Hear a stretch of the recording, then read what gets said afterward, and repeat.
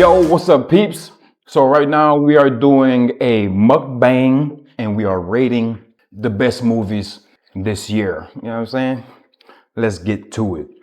The first movie we have, is Masters of the Universe. Master of the Universe was awesome. Everything you'd want from a superhero film. It connected the whole way through. There weren't many dull parts of the movie. It was a delight. Like, it felt good leaving the theater. And I'm a He-Man fan, so like I loved it. I thought they did He-Man justice. I give it an 8.5 out of 10, to be honest with you. Still got a lot of bad reviews out there, but I don't see it. Yeah, I definitely don't see it either. It doesn't make sense to me. I mean, like, I didn't watch He-Man as a kid, because I was a 90s baby, but like watching that movie and not being somebody that like heavily watched He-Man because it was out of my time, like I felt I knew exactly what the story was. Like, there was nothing like left to question. Like, I wouldn't take anything back. I think they probably have the superhero movie of the year and they're gonna give it like a mid-6, and it's like, I fucking agree. Yeah. Well, all right. Next on the list, peeps, we have Good Luck, Have Fun, Don't Die. I don't know. I love that movie, to be honest with you. You know, the space premise, the time traveling premise. The acting was believable. I give it a 7. Yeah, I think I would agree with that. I thought it was one of the first movies of the year, so to walk into this year and have a banger like that was a time travel.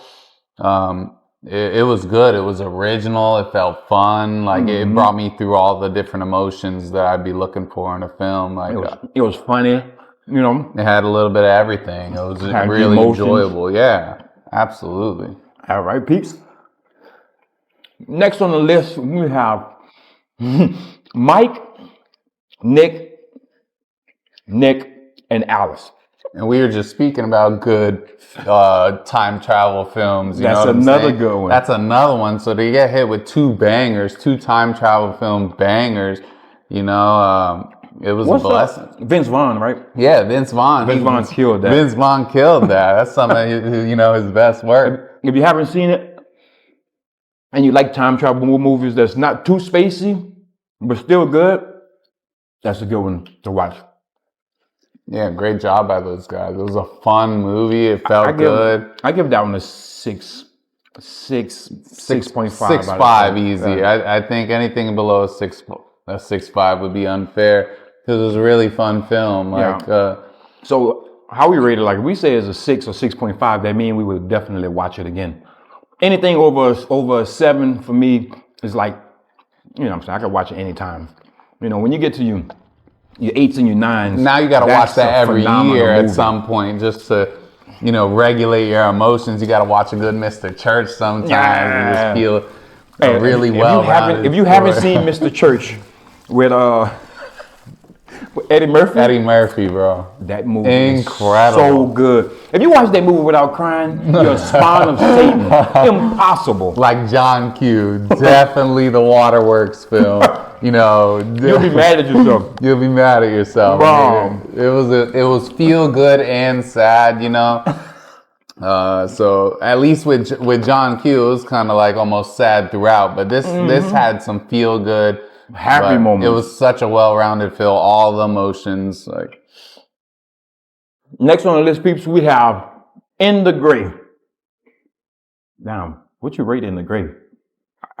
I'm gonna give In the Grave at least a 7, bro. I mean, Guy Ritchie really hasn't missed out in years. He's in my top 5 directors. So I wanted to see it just because I saw he was making it. So the storytelling was there. It was clever. It was fun. It was funny.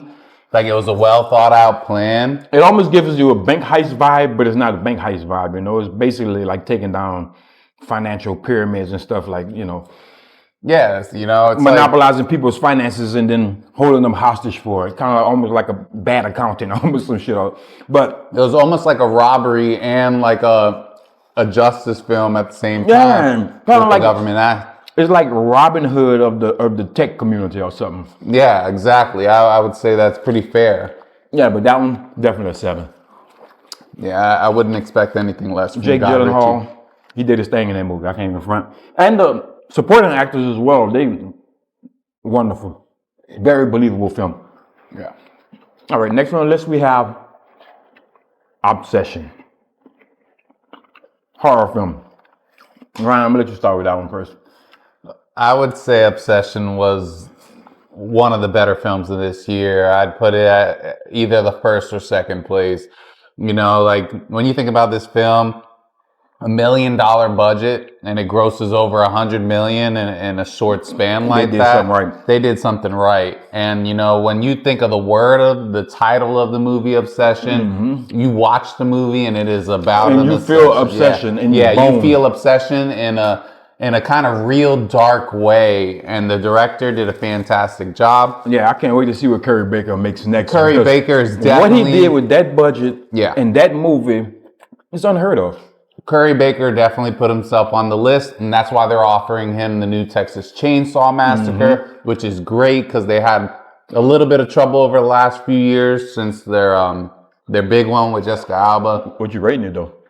Which one? Obsession? Obsession. I'm Man. giving it an 8. Easy 8. I Easy probably put 8. it at 8.5 personally for me. I walked out of the theater with goosebumps. It was great. And then when you really take into account who this kid Curry Baker is and like what he's been able to do It with actually little. sells the situation. And more. we watched his short films prior to the movie, and we those were saw good. inside his short films that I could see what they saw in him. Like he's very talented. The sky's the limit for him. Definitely one of the ones to watch out for. Good camera angles. The best young director, I think, to watch out for. Oh, easy. Okay, peeps. Next on the list we have Supergirl. You can start this one off. Well, Supergirl, like, and mind you, I like DC. I've always liked Superman. I've liked Supergirl and like the comics and cartoons, but I feel like they didn't really do the Supergirl movie justice, to be honest with you. Like, the movie could have been way better. Like, the character development wasn't really that good. Like, you start seeing people and you just like lost about who they are. The fight scenes could have been better. Fight scenes could have definitely been better, you know, especially with the success of the Superman slow-mo fight.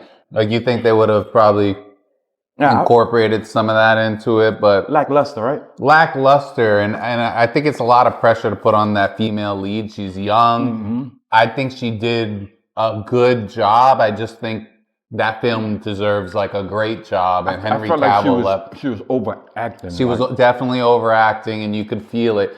You know, it didn't connect, and the whole Superman idea, you know, you want to connect. He's the savior of the earth. You want to connect with this person, you know, and I feel like she missed the mark, but I don't think it's her fault. They could have used somebody a couple years older with a little more experience and edited the script a little bit better, but I feel like it was a directing approach. It was the movie that was most promoted and that I was most excited to see, and it didn't do the mark. And Master of the Universe was lightly promoted, and it over exceeded my expectations to another level. So, you know, if we're talking superhero movies, Master of the Universe just smashed Supergirl.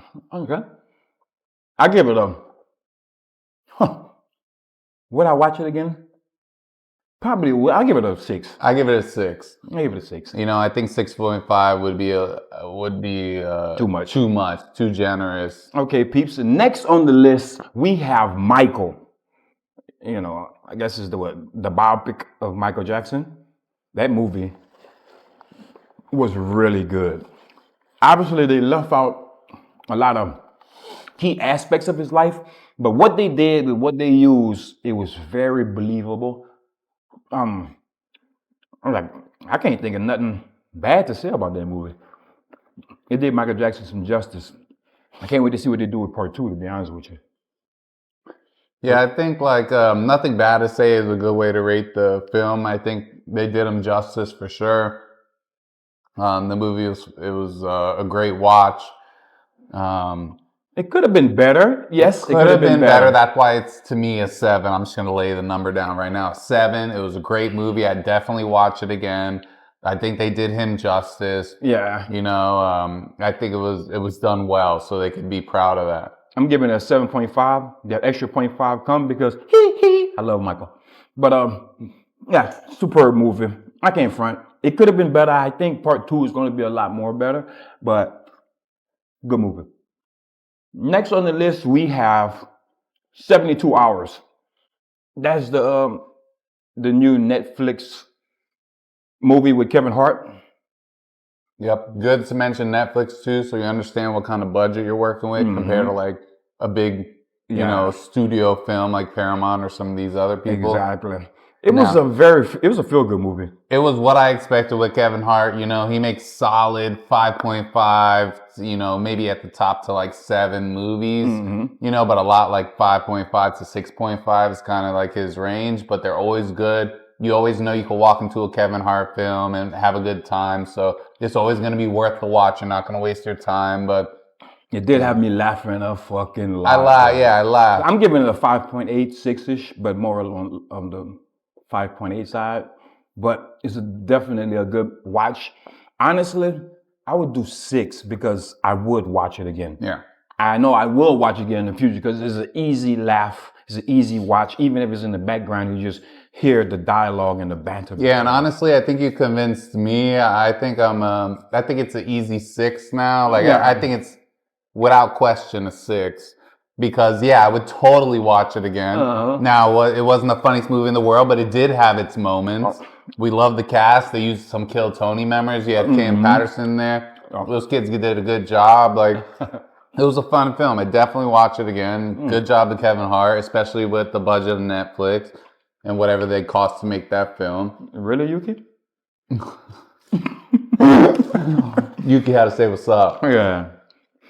Okay, so next on the list, and final movie that we have time for today is Evil Dead Burn. So it's Evil Dead Part 3.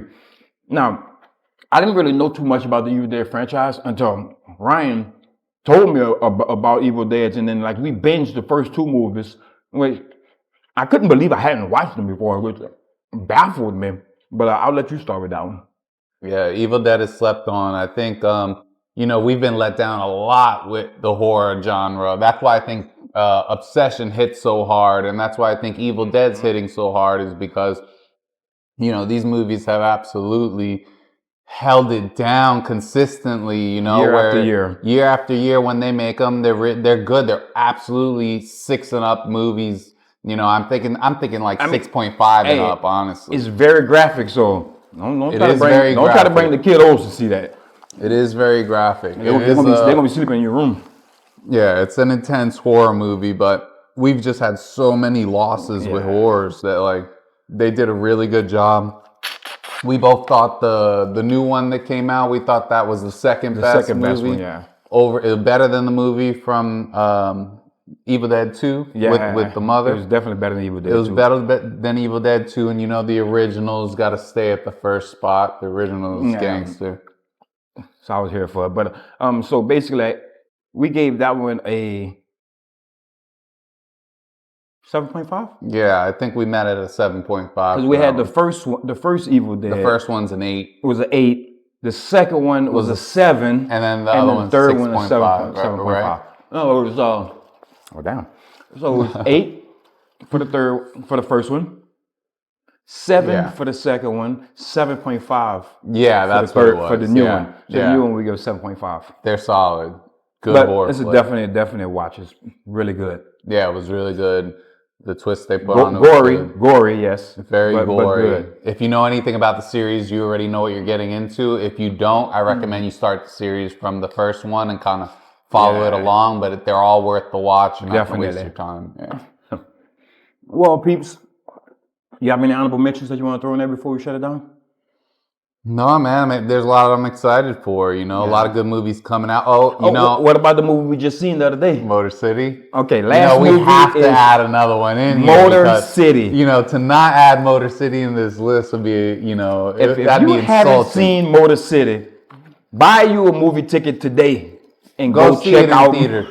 Go see it in theaters because honestly, they might have never really made a movie like this. They've made other movies without words, and I'm not gonna give you the movie, but go watch that shit. But go watch that shit. The main actor was Richardson. What's his name? Alan Richardson. Alan Richardson. You know, it's great to see him in his prime while he's peaking. You know, he's getting the big Hollywood films, and that movie was incredible because you got to remember that movie was incredible, and there weren't words. Like this is like scenes and everything is action based. Like it's acting in scenes. Like the movie's so good. We were 65% through the movie before we realized, hold up, these people never said no words. It's incredible. And I didn't even want to go take a piss. I didn't want to miss nothing. I was about to holler at the dude in the back working the projector. Hey, pause it for me. But no, peeps, definitely Motor City. For me, I'm giving it a 9. Yeah, I'm gonna give it a 9. I'm giving it a 9. A 9 is like I have to rewatch this every year or two because it was mind blowing. It was mind blowing what these people did. What they were able to convey without any words was fucking mind blowing. But listen, people, we can talk about Motor City forever. But we're gonna wrap this up. As always, make sure you like, comment, subscribe. Let me know how you feel about the mukbang. I'm sorry I made a mess. Ryan, I don't know how the fuck you just ate this shit with a white shirt on. No, anyway, I gotta peeps. Stay clean. As always, Ryan, thanks for hopping in the video with me. Peeps, make sure you like, comment, subscribe. I love y'all, and I see y'all in the next video. Let go. Peace.